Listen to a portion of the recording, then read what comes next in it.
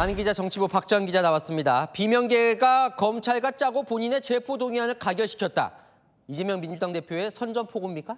이재명 대표 측은 일단은 아니라고 합니다. 과거를 회상하는 질문을 받고 답변한 것뿐이라는데요. 하지만 틀린 말은 아니다. 언젠가 할 말이었다는 말도 동시에 하고 있습니다. 선전포고가 지금은 아니더라도 곧 할 분위기입니다.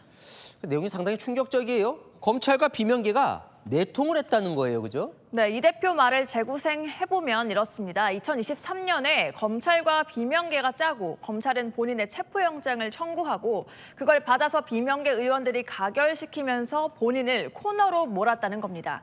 그걸 본인이 미리 알고 표결 당시 부결시켜달라고 했다는 건데 가결 찍은 사람을 가려내기 위해서죠. 그래서 어느 정도 그들이 드러났고 결국 공천 때 탈락했다는 겁니다. 그런데 지난주에잖아요. 이 대표가 비명들 릴레이로 만나서 통합행보라는 게. 근데 갑자기 왜 이렇게 때린 거예요?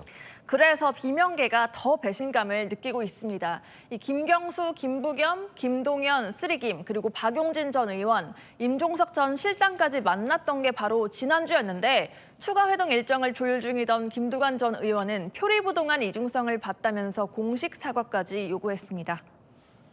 그러니까 왜 그런 거예요? 예. 이 대표 측한테 물어보면 이번 주에 당장 터뜨리려고 작심한 건 아니었던 것 같습니다. 하지만 이건 부인하지 않습니다. 지금부터 통합 모드에서 경쟁 모드로 변할 수밖에 없다는 건데 일정을 보면 다음 주 중에 대통령 탄핵 심판 선고가 나올 것으로 전망되죠.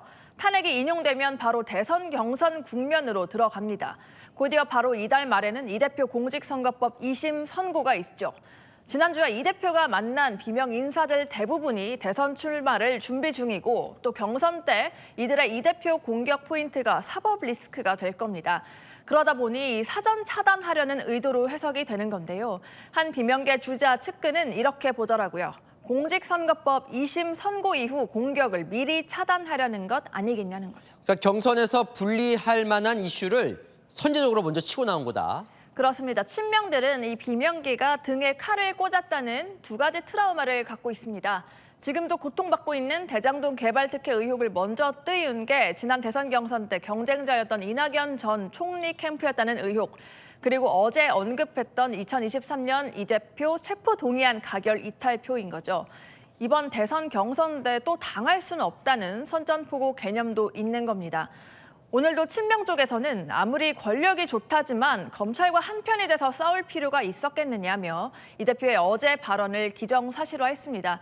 당시 비명계는 잔인하고 악랄했고 오히려 이재명 대표니까 다 지나간 일이라고 웃으며 넘겼다는 겁니다.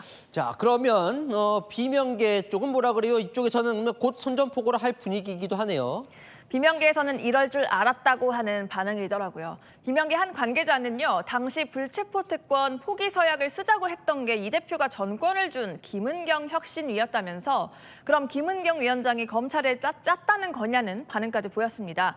오늘 비명계 조직 희망과 대안은 광주 지부를 출범했습니다. 친문 핵심 홍영표 전 의원도 처음 등장했는데요. 차곡차곡 힘을 모으고 있고 이 대표 2심 결과까지 나오면 당연히 이슈가 되지 않겠냐는 반응입니다.